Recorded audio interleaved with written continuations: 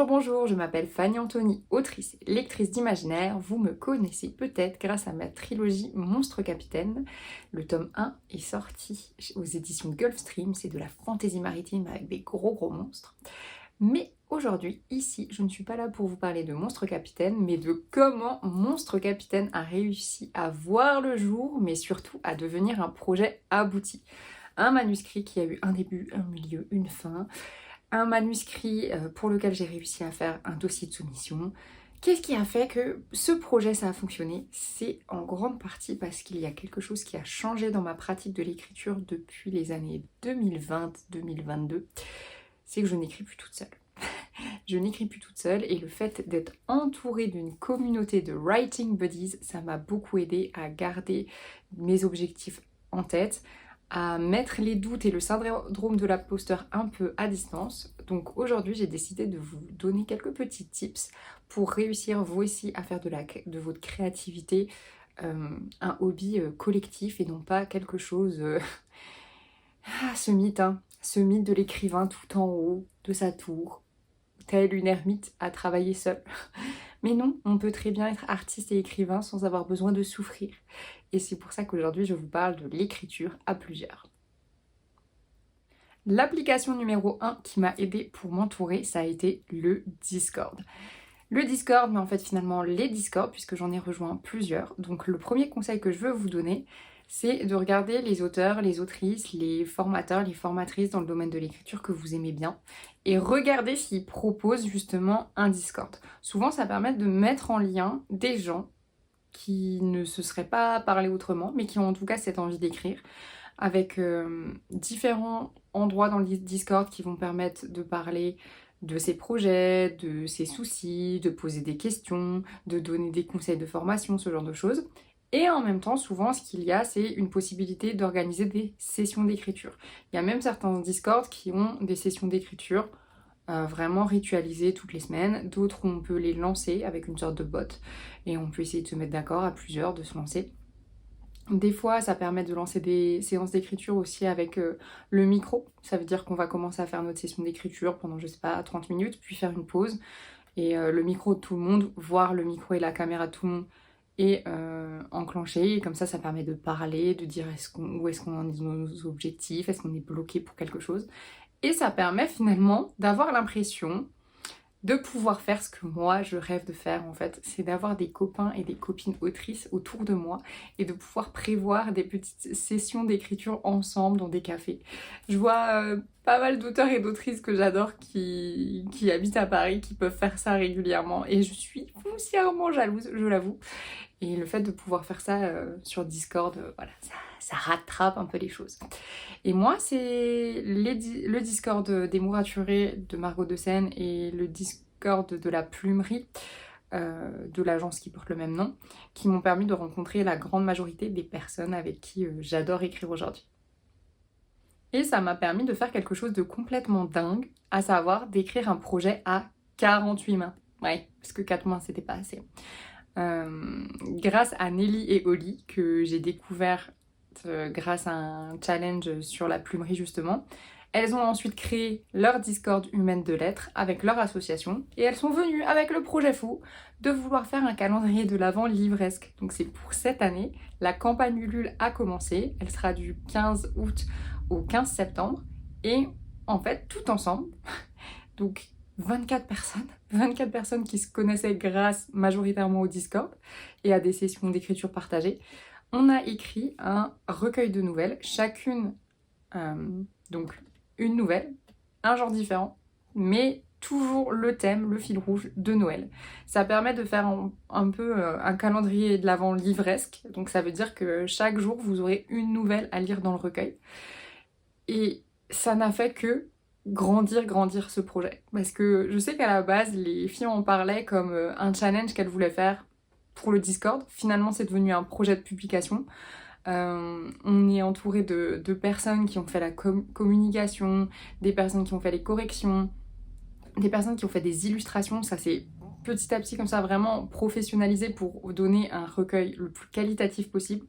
J'en ai lu une grande douzaine des nouvelles et je suis vraiment contente de voir à quel point en fait chacun a pu venir avec sa patte, sa plume, son envie autour d'un genre pour parler de Noël et je pense que ça va être juste génial. J'ai très très hâte de pouvoir l'avoir moi entre les mains.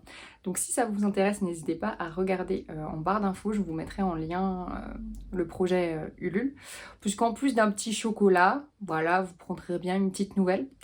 Et ce que j'aime bien, c'est qu'on brosse vraiment beaucoup de genres différents. Il y a de la romance, il y a du drame, il y a du roman historique, il y a de la fantasy, du cyberpunk.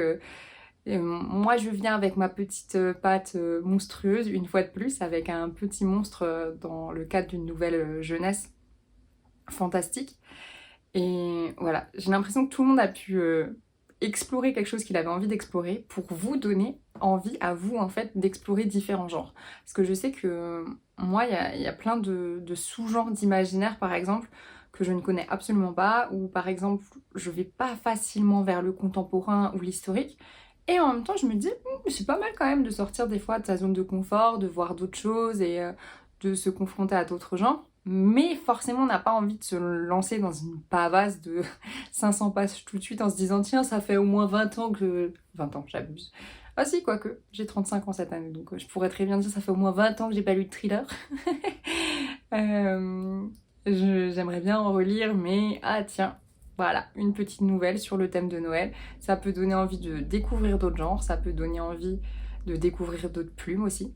Donc vraiment, si ça vous intéresse, regardez en barre d'infos. Et moi, ce que ça m'a apporté, c'était de finalement me rendre compte que oui, c'était possible d'avoir autour de moi plein de copines qui écrivaient comme moi, qui étaient passionnées comme moi, qui avaient des appétences pour des genres différents, qui avaient des processus d'écriture différents.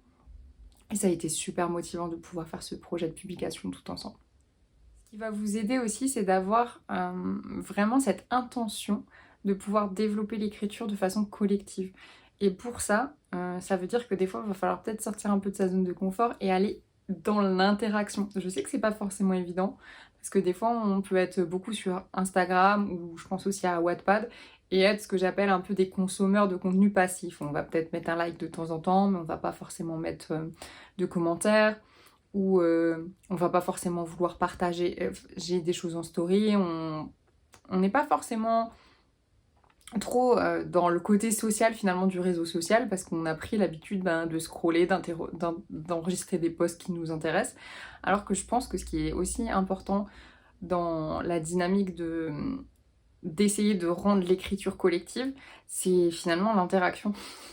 Et je vois par exemple, j'ai un compte Instagram où je suis autrice et je vois effectivement qu'il y a des personnes qui vont liker, qui vont pas forcément commenter, qu'il y a des personnes qui sont plus ou moins actifs en story, qui sont plus ou moins actifs en post ou en réel. Et finalement, il y a des personnes avec qui j'ai pu lancer des discussions sur l'écriture, mais parce qu'en fait, c'est parti d'un commentaire sur un post. Et souvent, j'aime bien voir les posts des uns et des autres comme des prétextes pour lancer des conversations. Parce qu'en plus, en regardant un peu sur les réseaux, vous pouvez facilement trouver des personnes qui aiment écrire dans le même genre que vous, qui aiment les mêmes livres que vous.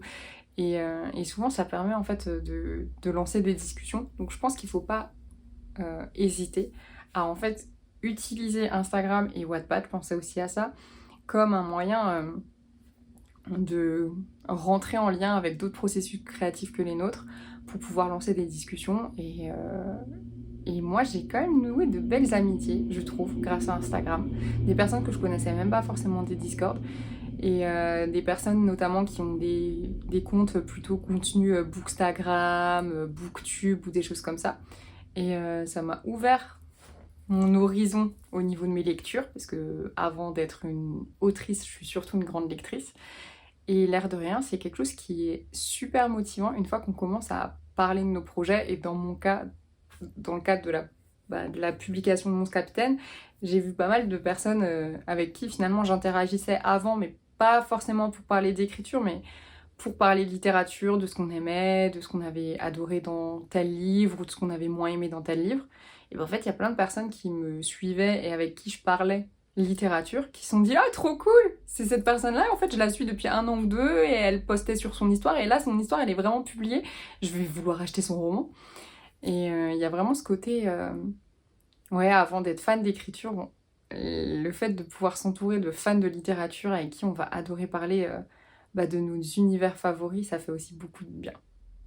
Et enfin, pour ne pas écrire seul dans son coin, il y a quelque chose que j'ai en tête pour créer des histoires, quelque chose que j'aimerais beaucoup faire. Mais maintenant, j'ai l'impression de ne plus avoir le temps et j'ai l'impression que géographiquement aussi, j'ai moins de possibilités. Mais il y a deux choses. C'est déjà de se lancer sur des forums de RPG pour pouvoir en fait se greffer à un univers existant, créer un personnage, créer des interactions avec d'autres personnages et pouvoir faire de l'écriture quelque chose de ritualisé et qui se passe autour de la rencontre avec des vraies personnes qui elles aussi écrivent et elles aussi aiment l'univers. Je vous conseille de vraiment, si vous voulez vous y mettre, il y a une façon toute simple, hein. Vous regardez forum RPG, vous pouvez voir qui est-ce qui est actif, qui est-ce qui n'est pas actif, dans quels univers, parce que il y a des univers qui ont été créés, mais il y a aussi des forums qui se basent sur des univers déjà existants. Et franchement, si vous n'avez pas forcément en tête tout de suite, je veux écrire pour publier, je veux aller au bout de ce projet, mais si vous avez juste besoin de renouer avec votre créativité et d'avoir un peu ce côté aussi partie de ping-pong, ça peut être vraiment vraiment chouette.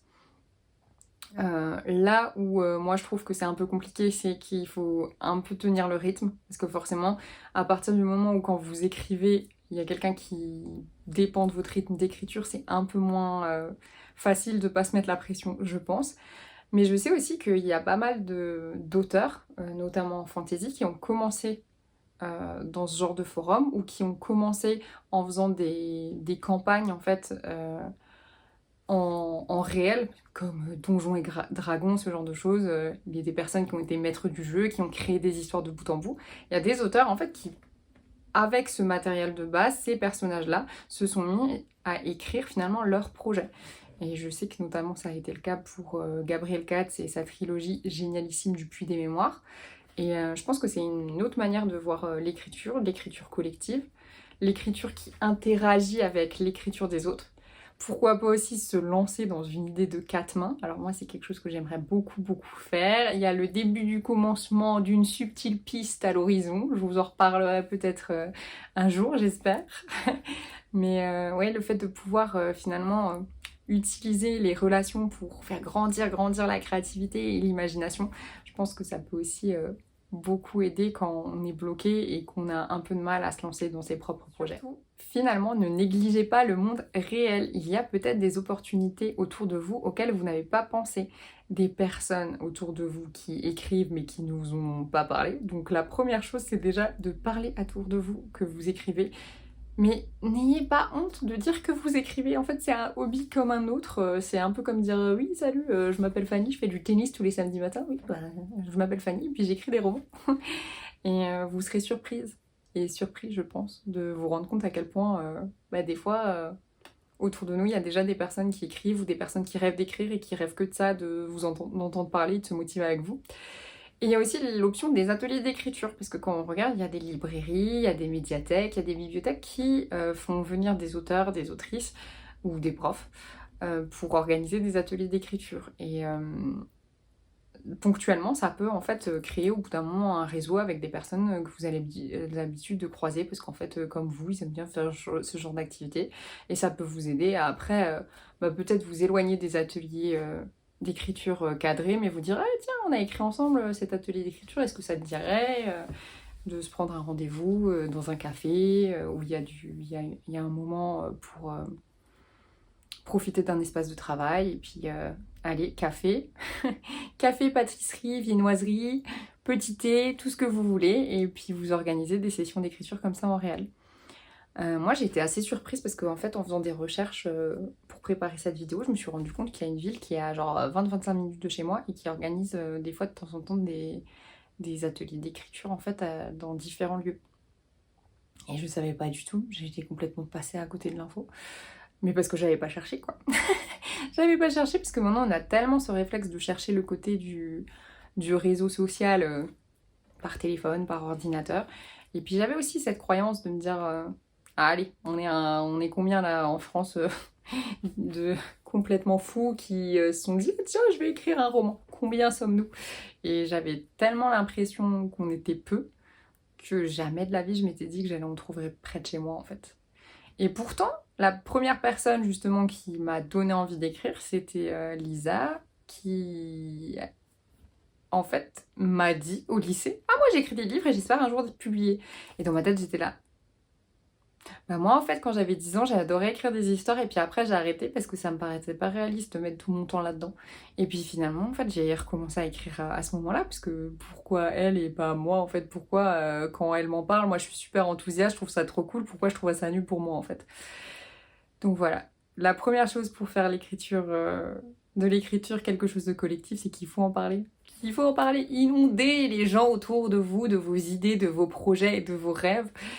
Et vous vous rendrez compte, je pense, qu'en fait on peut avoir des réactions très très positives. Des réactions très très bêtes aussi, parce que on est d'accord que cet aspect de la créativité n'est pas forcément valorisé par toutes les personnes.